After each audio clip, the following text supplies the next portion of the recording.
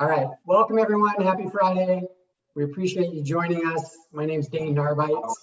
I'm the president at Long Shadows, and I am joined on the Zoom call today by our owner and founder, Alan Shoup, as well as our head winemaker, Gilles Nicole, who's joining us from in Walla Walla. Exciting time in Walla Walla right now with lots of fruit coming in, harvest well underway, long days, right, Gilles? Oh, long days, but it's really exciting, man. Great vintage so far. How much fruit did you guys receive today? About 50 tons, and so we're about 2/3 of the way in, and the weather's just incredible. We can go more in details about the vintage if you want, but it's pristine so far. Yeah, tell us about the vintage. Tell us about the vintage. Okay, so it's really started pretty early on. Like the bud break was early, which was good because we had kind of a raining, cool May and June. Even July was much cooler than usual. And then the weather came and it was so beautiful. We had an amazing August with no really spike of heat, just like the perfect temperatures around 95, 96 degrees. And then nice cool nights. Then came September, and September got even warmer. But usually that's when it starts cooling down. And in September, we were like going into the 100 degrees, and the sugar was spiking before the physiological maturity. We wanted a little bit more hang time. We wanted to have a little bit more flavors before the spike of sugar, and we were even losing a little bit of acidity. And so I was a little bit concerned at that point. But that's when like California and Oregon caught on fire, and it was a lot of smoke coming in, and no one wants smoke. That's a sad news, and it's really bad on California and Oregon, and I'm really sad for them. For us, so far as I can see, it was actually beneficial because it blanketed all the vineyard and totally stopped like the photosynthesis. So basically, instead of having sugar being processed and the sugar content increasing, it's stayed at the same level, and we are doing hang time, emphasizing on flavor profile and the color. The color was just getting darker and darker, and for 10 days, the sugar did not move, and we were able to preserve the acidity, like instead of being like 100, 103 degree Fahrenheit, like early September, then we just stayed like in the 75, 77 degree because no more sun. And we were all very concerned about smoke taint, but the fires were so far away that a lot of the compounds that triggers that smoke taint, a lot of it seems like it dropped on the way to here. So the smoke was definitely very dense, even around the Columbia Valley, but it seems like so far we have not had any issue with smoke taint whatsoever. So far to me, what I see, it was sadly said, but it was a good thing for us to have the smoke, because otherwise we are going to get way too hot. So like for a couple of weeks, no more photosynthesis.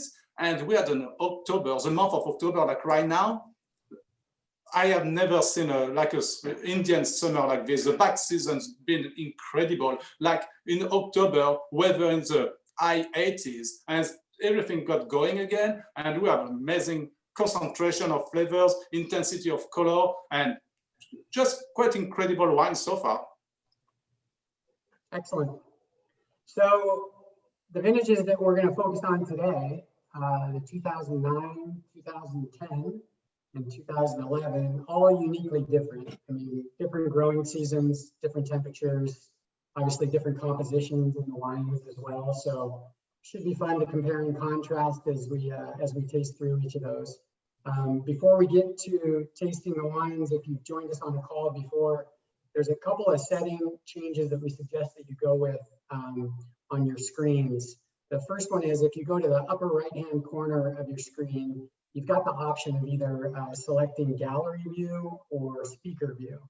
And we suggest you go with speaker view, at least for the time being. We're going to try at the very end of the call to fit as many people on the screen as possible and do one big virtual toast. But in the meantime, put that on speaker view. And then the other setting that we suggest you go with is the chat feature.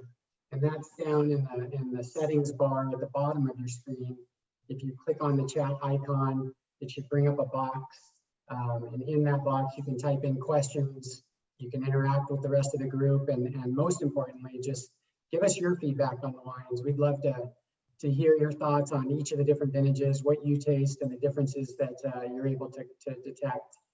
And so with that, Alan, I think I'll turn it over to you. Would you like to give everybody a little bit of background on Chester-Kidder and how that brand evolved?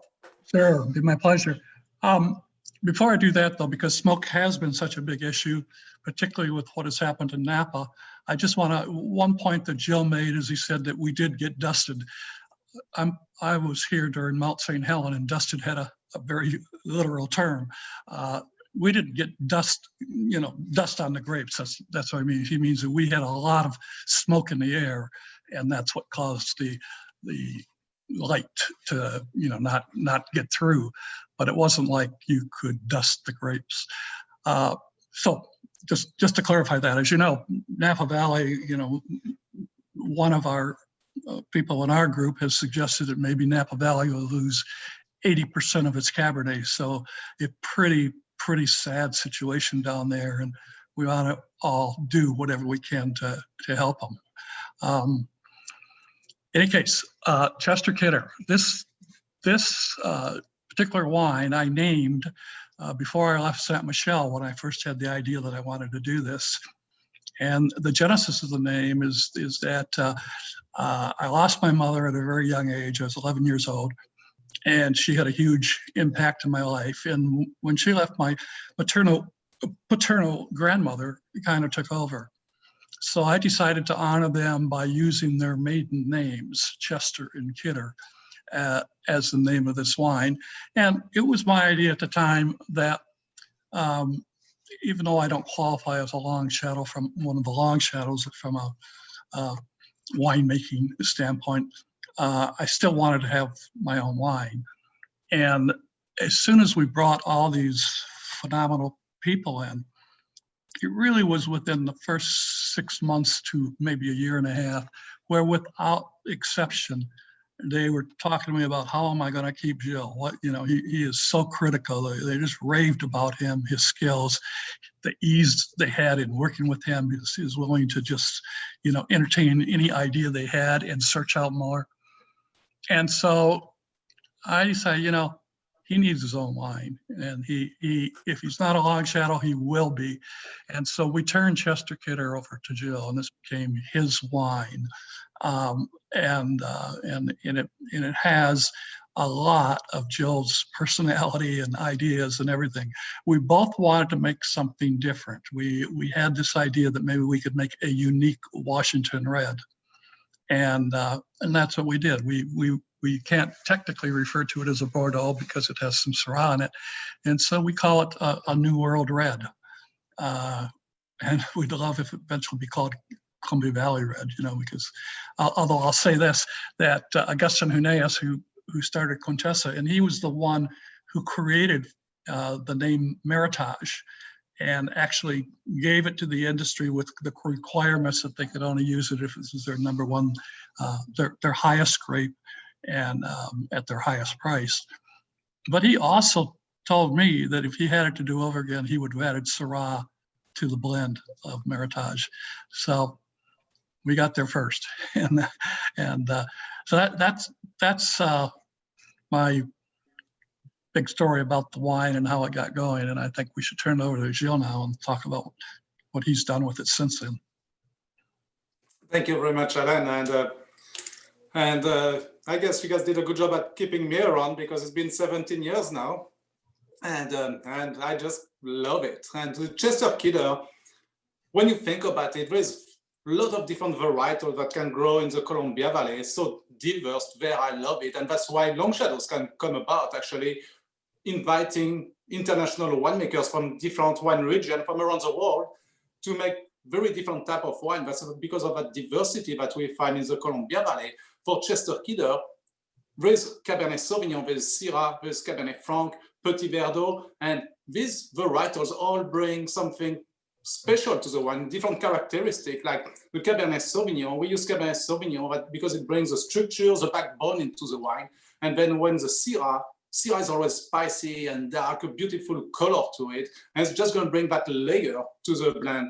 And then depending on the vintage, as we're going to see, we add different varietals, but usually Petit Verdot is one varietal that's just going to lift the wine and make it just a lot more lively. And that's really something I'm looking for when I make the Chester-Kidder blend, is to be able to have that vibrant character to the wine. So basically Cabernet Sauvignon, about 60%, year in, year out. As you're going to see, it's very vintage dependent. Syrah, usually about 1/3 of it, and a splash of Petit Verdot or Cabernet Franc, just to bring more layers to the wine. Then somehow, actually, I got the idea of doing that Cabernet Sauvignon Syrah blend. I was trained in the south of France. And so when I was going to school for 4 years for viticulture and winemaking, I would go to Chateau Revelet in Coteau d'Aix-en-Provence and working with the owner there, that was Peter Fischer. And he was already experimenting with Cabernet Sauvignon and Syrah. And so I thought, you know what? Washington State has great Cab and great Syrah. And I thought, you know, that it will do well. And actually it really did well. And for good integration of the wine, because, you know, somehow Cabernet Sauvignon and Syrah is really different. So what I wanted to bring is that integration all over to bring, kind of to soften the tannins and just bring something extra. What we are doing is we're keeping it for 30 months in barrel. So extended aging, like by the time we bottle it, it's almost 3 years by the time the harvest was over. And so I think it really brings a different character to the wine, like almost on graphite, and just refines the tannins and everything. Also makes it expensive to make. Yeah, the CFO hates me for it, but it makes a better wine. You know, and actually since 2002, we started in 2002, and we were going to bottle after 22 months. And I had that idea in the back because actually I was at Woodward Canyon before, and their special selection, they also do 30 months in oak. And I know how it was beautiful, how you get all the barrel extraction, like the oak flavor extracted the first 20 months. And so really when you keep the wine from 20 months to 30 months, that's when you get all that fruit coming back on top of the oak and get all the integration. And somehow, since 2002, I told Alan, you know, I think it would be very beneficial for the quality and the characteristic of Chester-Kidder to be able not to bottle it now after 22 months, but to just give it another 8 months or 10 months. And we're going to really see, I think, that complexity, all the layers into the wine coming through. And Alan said, is it going to make the wine better? I say, I really think so. I mean, it's early to say, but I think so. I say, if it makes the wine better, just do it. You know, so Alan talks about the bottom line right now, but Alan's always been driven to quality over anything else. And it's very rewarding as a winemaker.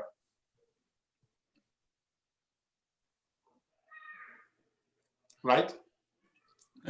You're going to go through each of the individual blends, Gilles? So talking about the different vintages, yeah, you're right. We are here to start testing. So maybe we're going to talk a little bit about the vintages right now, where it's very humbling actually to be here today, because although the Columbia Valley is very uniform, like year after year, all the vintages so far, I've not seen a bad dog. I've not seen like a catastrophic vintage where it was like shit wine. You know, it's like every year we can really make a good, decent quality wine, and maybe even more. So what I'm saying is that 2009, 10, and 11 were 3 of the most challenging vintages that I've seen for Chester-Kidder. Maybe there's another vintage, 2004, that was very challenging. But today, we are going to be going through and testing 3 vintages that were a little bit more difficult because of the weather.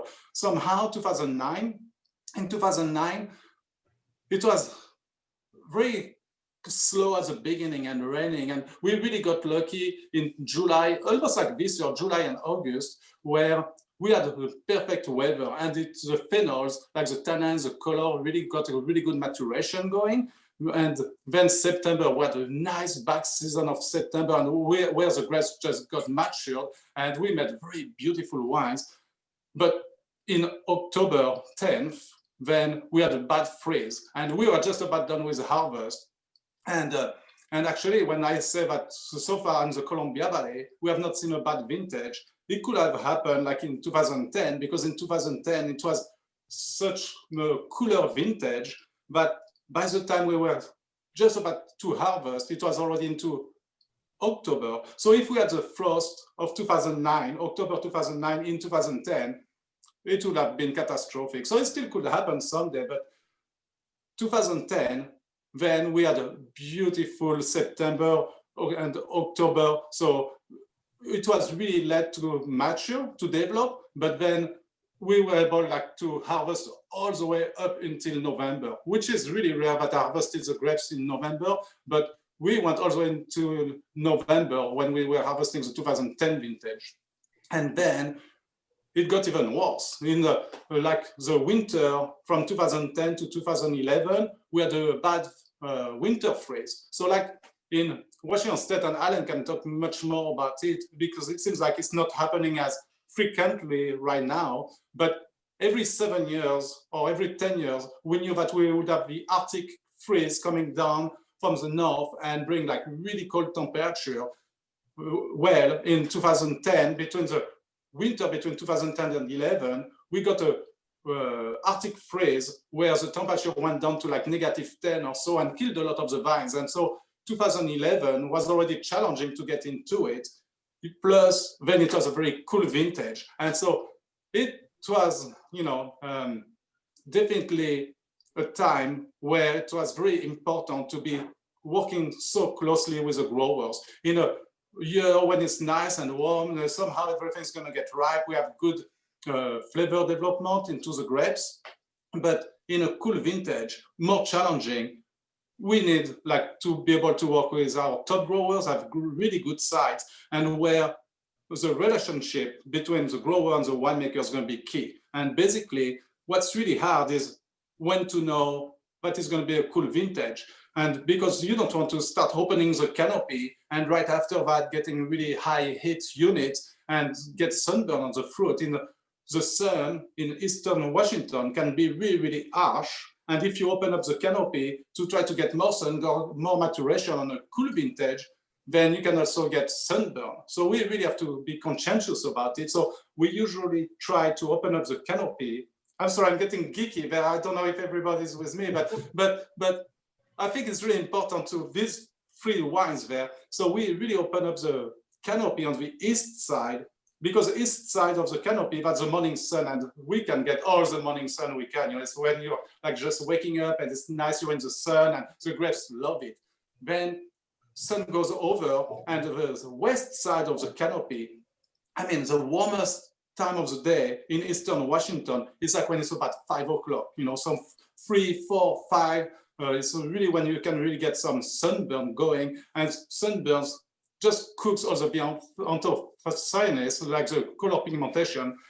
And so it's actually pretty bad. So we really emphasize some foliage on the west side and opening up on the east side. Anyway, all this, if you don't work with the grower that want to deliver the work that you need for managing the canopy, then it's not possible. So when we select our vineyard and sites, we always want not only to have the right site, because the site is important after all, but also getting the grower to go with it. Like Dick Boucher, some other growers will not make good grapes, but Dick Boucher on his site is just incredible. So there's also Paul Champoux. We had worked a lot with Paul Champoux before at Champoux Vineyard, and it's the same. Champoux Vineyard is incredible, but without Paul, it's a lot more difficult to somehow manage it. Or same on the Red Mountains, different vineyards there, it really takes the grower. Anyway, it's a lot of talking, but it's so important to be able to get the grapes that the winemaker wants. And in a cool vintage like this, it's crucial. I think maybe we should start testing the 2011, because 2011 was definitely the coolest, the most challenging. That's when some of the buds were killed over the winter. So I didn't have primary buds. Some of them were even secondary buds that could carry even more acid. And it's a little bit harder to do the physiological maturity and get the phenols always a little bit more tannic. So like a lot more tannic on the profile. So if you... Jill, before you go talking about the 2011, I just want to maybe clarify your point about growers and wineries in this relationship they have to understand it in terms of what Jill was talking about. Understand that every time a grower goes through his vineyard, he loses $300 an acre in labor. And so to tell them to do things that they don't think are necessary or they think they can get by without doing, it's really difficult. And yet that's when you need a grower who will put the quality of the grapes, you know, over his own personal income. The other thing that's even more dramatic than that is that we always, like almost every one of the great wineries in Washington, we control yields to a great extent. I mean, the ideal yield for us is 2 to 3 tons.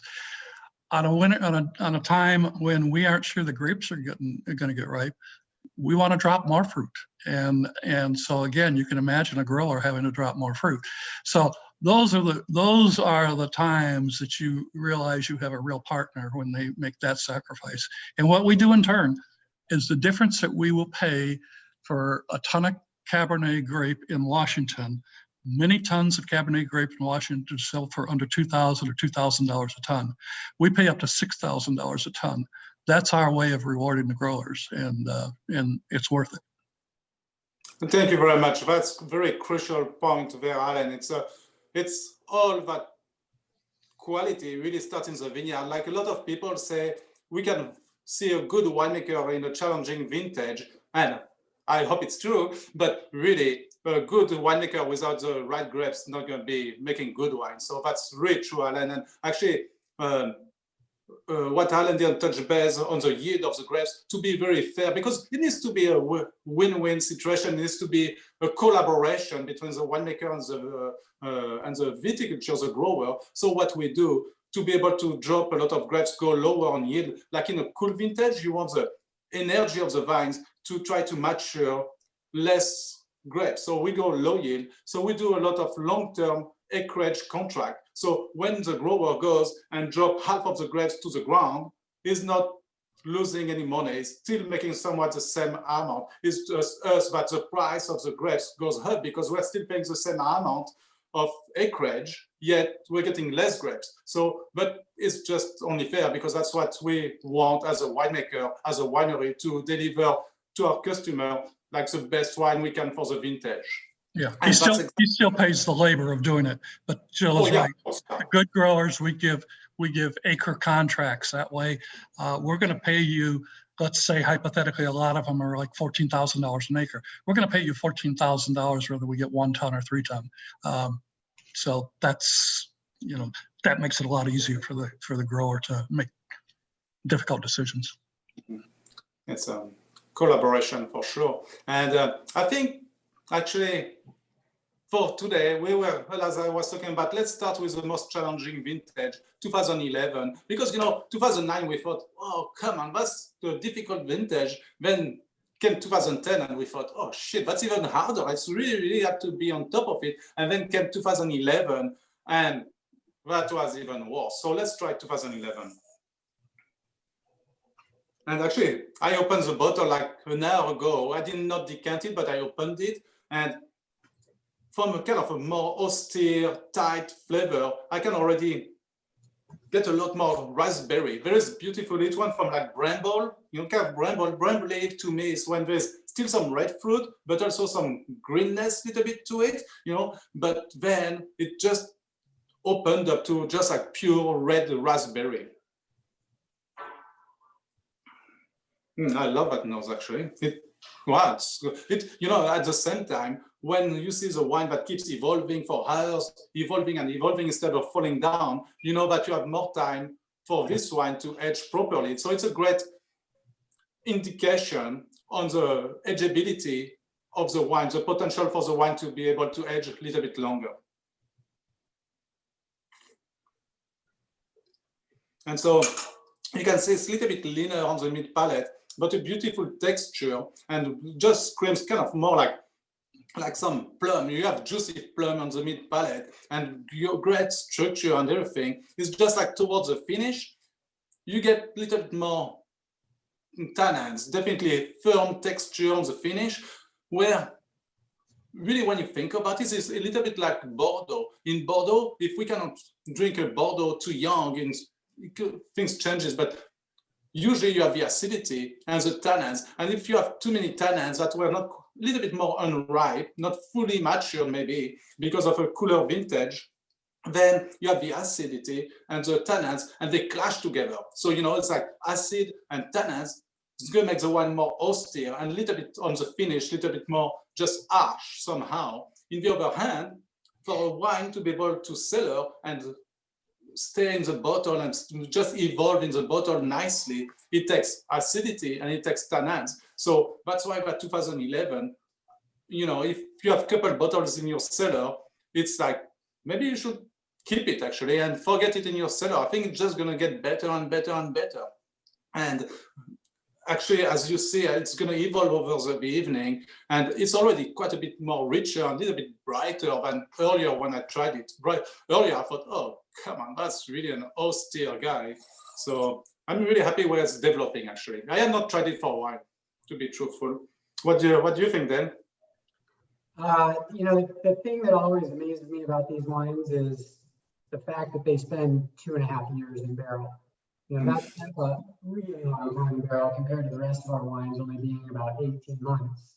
And a lot of wines wouldn't have the fruit to stand up to that much oak aging, but it provides such nice grip to it. Those tannins are there, and I've tasted through the entire flight already, but a lot of the flavor profiles, those fruit characters you were talking about, are very similar across each vintage.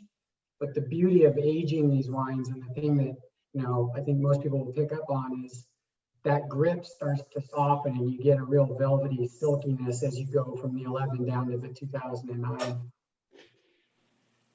I think another point about the oak is that in all the years, I have never heard a comment from anybody talking about this as being an over-oaked wine, even though it sees more time in oak than any of our other wines. And that's not true of every one of our wines. There's at least one that people sometimes think we over oak. But I think the excitement of the wine is just that it was Dave said, that it can go through all the complexities that additional oak will allow you to create and still just taste so well and age so long. That's absolutely right. And actually, a barrel, there's a lot of different barrels from different coopers, from different regions that we can purchase. And actually, usually American oak can keep on giving and giving and giving. So if it was going to be American oak, it would be over-oaked. But what we do for all our wines, core wines across the board at Long Shadows Vintners, is all French oak and tight grains. And we usually let the oak, the stave, outside to air dry for like 3 years, 36 months as well, actually. So the stave, the wood, is outside for between 30 and 36 months before they make the barrel. And this way, all the tannin of the wood is leached out. And then we make the barrel. So it makes the barrel a lot more elegant already, and it's just gonna polish the wine. And so actually in Chester-Kidder, we use about 85% brand new French oak. And so a lot of people when they say, wow, 30 months for like 85% new oak, that's going to be just like sucking up on a dweller, like on a piece of wood. But no, because really, again, like after 20 months, you get all the extraction because it was more elegant barrel. It's not going to keep on giving and giving and giving. And that's again, from 20 months to 30 months, that you're going to get that integration with the fruit coming back and getting some graphite in addition to it, almost some earthiness into it. And I think you're really going to see it in 2009 as we start going down in 2009, because 2009 was perfect vintage, I think, for the Chester-Kidder, with a kind of the flavor profile I'm looking at. But right now, I found myself for 2010. I think 2010 is kind of a segue between 2011 and 2009, and it's a little bit richer, a little bit darker, in the flavor profile. little bit more spice already. I can smell a little bit more of the Syrah actually in this one as well. But I don't want Syrah kind of goes a long way, and I want the Cabernet Sauvignon structure, and I want some of that spiciness, baking spice or so from the Syrah, but I don't want it to overpower the wine either. I want it everything kind of well integrated together. And with definitely better mid palate, a little bit richer on the tongue and the palate, and where it coats the mouth, and then again comes that finish where it was a cool vintage, and you definitely get a little bit more tannic structure, firm finish, but in a great way actually. Right now we're just kind of testing it like that. I hope many of you guys can have it with food, and I think with food right now that will show extremely well too, but it keeps evolving too. So this one still has also many years to go in the cellar if you have not drink everything yet. And so I'm really happy to see where it's going. So kind of the difference between 2009, 10 and 11, in 2009 it was still a little bit warmer, and so what I love as a vineyard is Candy Mountain. We've used Candy Mountain for 17 years now, since 2003. And this little bit is right next to the Red Mountain. But I don't know if you know the floods, but like the Montana floods, the Missoula floods, it really came rushing towards the Candy Mountain, and it created, because Candy Mountain is a little bit smaller than the Red Mountain, or even smaller than the Rattlesnake Mountain. The floods came from Missoula, from Montana, and created a big eddy in the back of the mountain, and that's where the vineyard is located, and totally mixed up all the soil profile. And so in the soil profile, you get some fractured basalt, and you get even some granite that came from Canada, actually, that was transported on icebergs and everything. And you see a lot of the pieces, and some of the pieces are like big pieces of granite, and a lot of it is tiny little pieces. And I think it brings a beautiful minerality to the soil profile as well. So I always love Candy Mountain for that reason. And so all these three vintages are heavy on Candy Mountain, Cabernet Sauvignon, and Syrah. But once it got a little bit cooler in 2010 and cooler in 11, instead of going to Dionysus Vineyard like I've done for 2009, I went to Red Mountain. And Red Mountain is always, you can expect kind of a little bit higher heat unit, and I wanted a little bit more maturation, a little bit more growing degree days. And so then 2010 and 11, the Cabernet Sauvignon was a little bit heavier because I went to Red Mountain to get it. So, anything, Alan?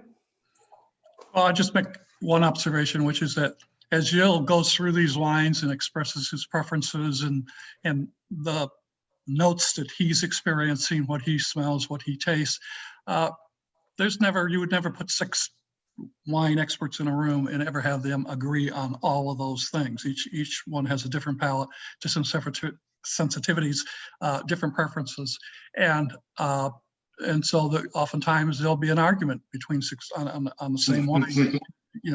And what I say this all because I encourage you to taste that way. And I hope you'll tell us if you disagree, or if you find something in the wine that doesn't suit you, or you think is unpleasant, or you wish wasn't there. We'd love to have those comments. We love people who tell us how well we're doing, but the truth is we learn more from people who tell us when they think that we're making mistakes. So I encourage you to drink these wines critically and try to see where you agree with Gilles and where you don't, and that's the fun of wine, really. That's what makes it such an intellectual exercise beyond just being a aesthetic pleasure. Good. But if you just want to agree with me, that's fine too. Don't worry, guys. So let's go to the 2009. Well, actually, Candy Mountain, maybe then you want to touch base a little bit about the new AVA Candy Mountain?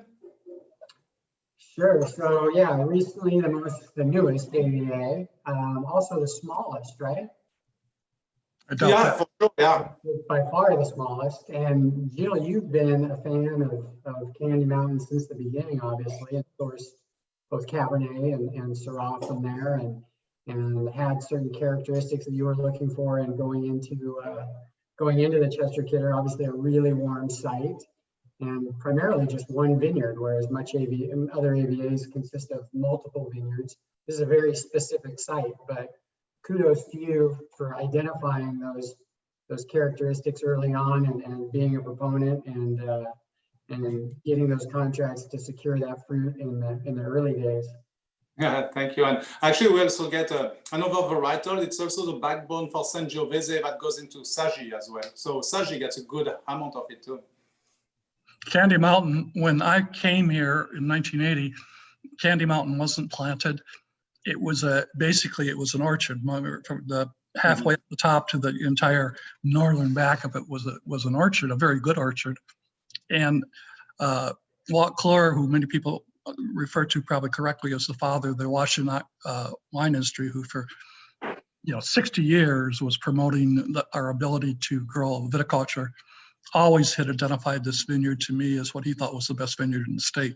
He also said it was the warmest vineyard in the state. I don't know if it's been proven to be that, but he loved this vineyard, and he'd be very happy to see that it's finally now taken off.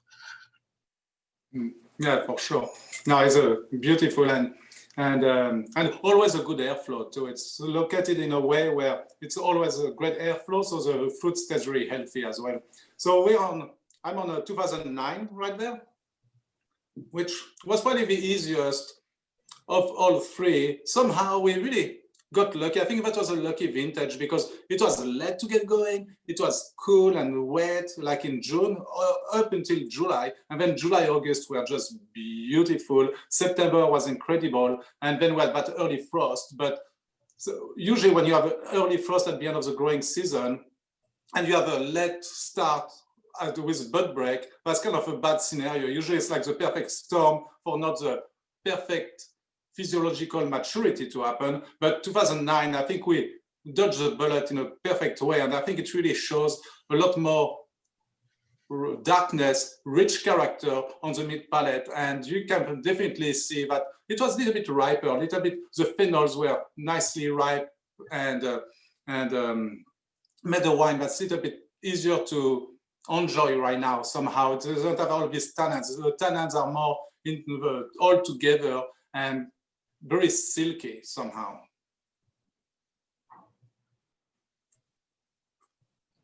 A lot darker, like with dark cherry. You really get the graphite I was talking about there, that you get when you let the wine long in barrel, the 30-month in barrel, and then bring that earthiness, graphite, almost some kind of old world notes. And there's definitely that old world note into the 2009, I feel. And still very vibrant. I think it's also a wine that shows great now, but that's just gonna keep evolving in a beautiful way. Gilles, the difference in composition of the 09 versus the 10 and 11. So 10 and 11 are really similar with Cab and Syrah, but on the 2009, it's the only one that has Cab Franc in it, and it's about 5% Cab Franc. But you also backed off the Petit Verdot, it looks like, it has about 10% less of the Petit Verdot. Was there a reason for that? And what are the flavor characteristics that we should pick up on, some of the differences that we might notice between the 09 and the 10 and the 11? Yeah, that's a great question, then. Thank you so much. So I'd say that first to answer the question regarding the Cabernet Franc is a late ripening, and in a cool vintage, challenging or whatnot, then the Cabernet Franc is going to be always a lot more herbaceous. And I really don't want any of that character in Chester-Kidder or any of our wines, of the core wines that long shadows. So we didn't really use much Cabernet Franc in 2010 or 11 anywhere because of that reason.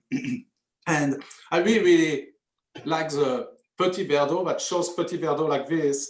And so in 2009, I used like 17% Petit Verdot, which is quite a bit, and that's why it's so vibrant. I wanted a little bit more of that acidity, and that's why I got my acidity in 2009. If you look, cool vintages again usually retain more acidity, and somehow I was able to get the same pH in 2009 than in 2010 and 11 because of the Petit Verdot that brings that just beautiful liveliness of acidity.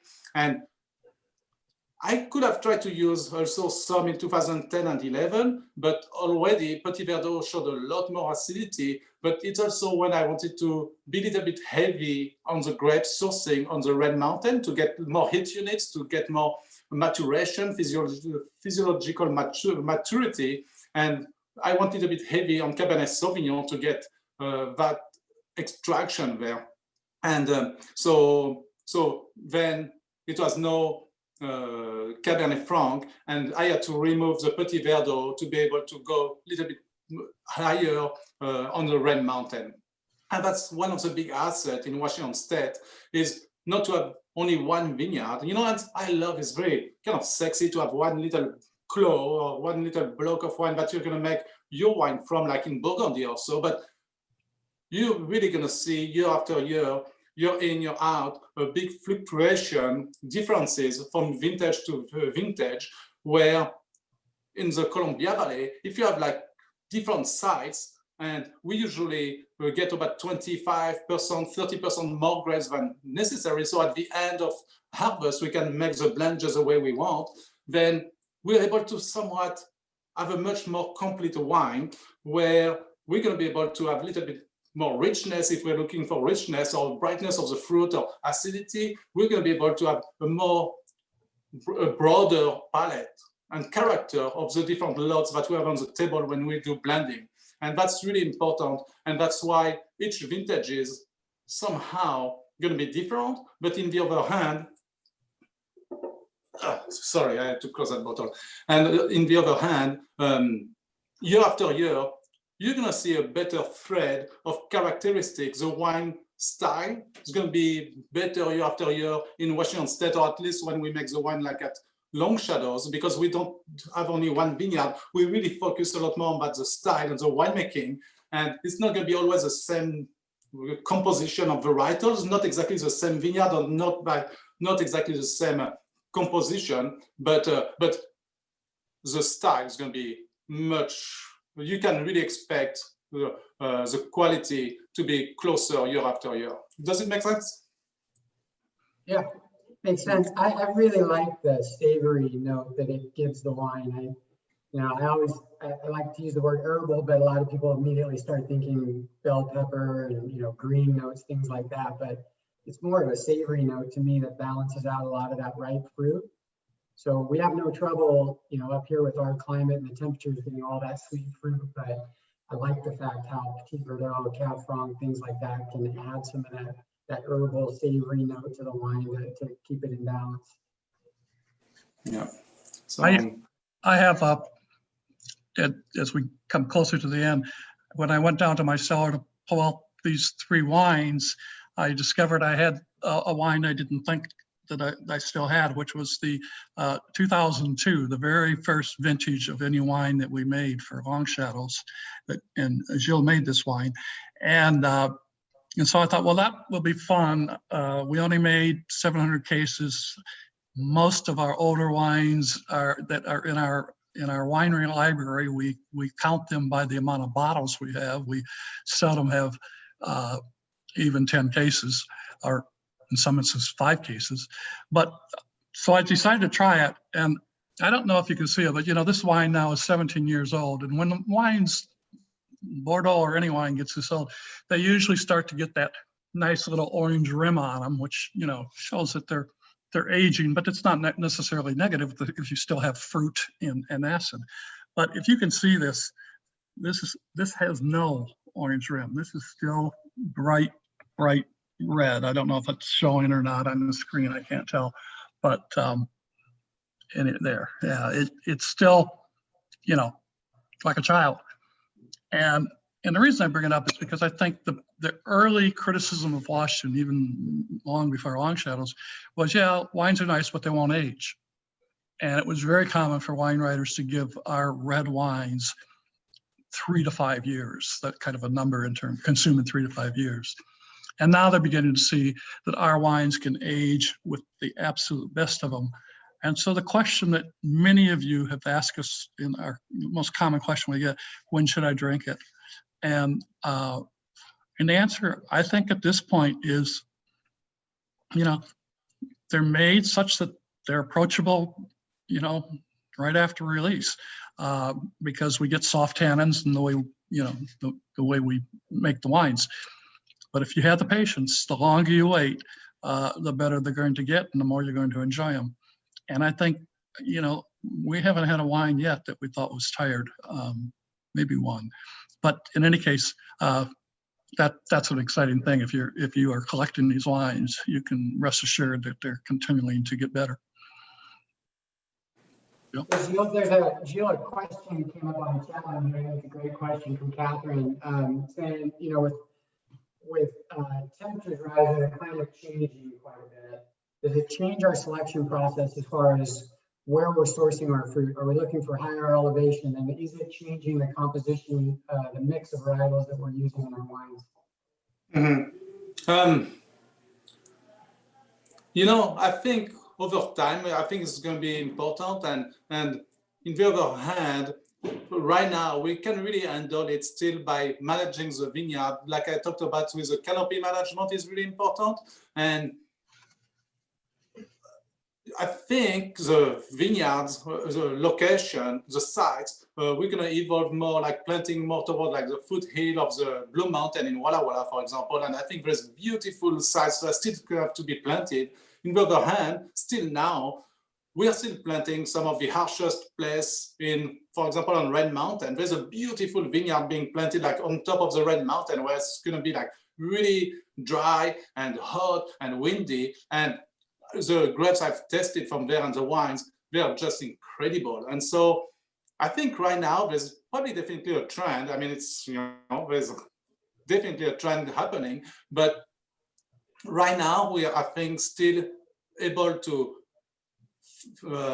by doing the canopy management like I talked about and nurturing the vine, be able to just get what we want. I think really, for us, the most important as well is the cool nights. So we definitely get warmer and warmer vintages probably, but what's saved us so far, because we have no influence of the ocean, we're getting really cold at night. And especially as you're entering like after the veraison is when the berries turn from green to red, then the days are definitely getting shorter and shorter and longer nights, so much cooler nights. And that's really where the Washington State retains that brightness of the acidity, the vibrant character of the fruit.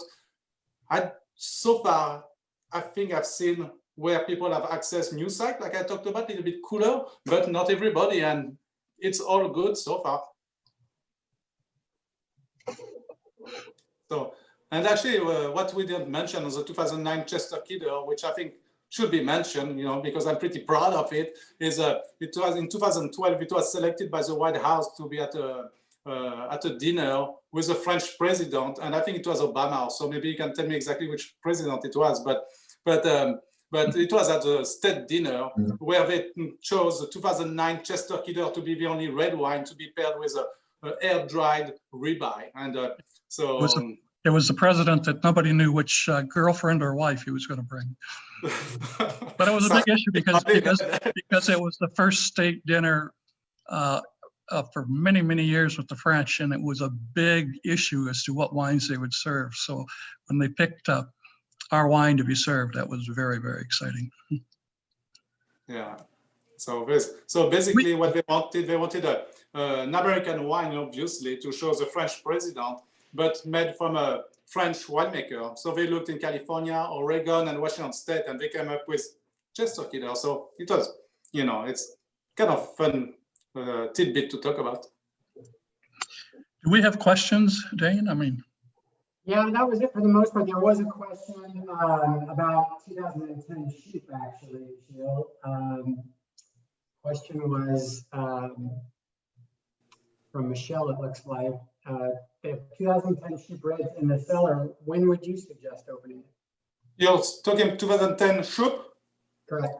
Yeah, so I think it's 2010 beautiful wines and where we had lower yield at the same time. And the Schupp is, the selection of the best sites and the best lots in the winery. And I mean, you can keep this wine, potentially 20 years. I mean, it's kind of, who knows if it's where it's going to be in 20 years from now, but I'd say a minimum of 10 years, which is already now. And so, I mean, that's amazing right now. So another 5 years is 15 years. And I think it still has at least another 10 years easily. But, I mean, depending kind of the personal preference and how the wine is being stored, but it's just still kind of a toddler right now. Yeah, we protect the wine by limiting production. We typically make somewhere between 100 and 150 cases. I think we made 170 once. And that makes it a lot easier for Gilles to really select down to the kind of wine that we want that one to be. I guess I show my own ego there. So we're coming up on the hour mark here, so we should probably start wrapping things up. But if there's any other questions, anything that we didn't answer or that you think of after the tasting, by all means, please send them to us and we'll be sure to respond. And in the meantime, as always, stay in touch with us on social media. Tag us at Long Shadows on both Facebook and Instagram. I think Sarah's going to put the handles up in the chat section there. Like I mentioned at the beginning, I think what we want to do here, if we could, is go ahead and switch your screen views back to gallery view. We won't unmute the microphones just yet. I think Alan has a few more things to add, and then at the end we'll do a virtual toast, see if we can all raise a glass. Well, I'll just end by just saying, as I think I probably have said in the past, we're not unaware of the fact that the only way we exist is because of people like you. It's you who have supported this winery, many of you for many, many years, and we appreciate that so much. And all we really can do in return is just try to make the very best wines that we can, and the wines that we think you deserve for what you pay. So I'm going to leave it with that, telling you all thank you. Hope you all stay safe. I hope you're all healthy. And we're going to try to do a toast. Is that right?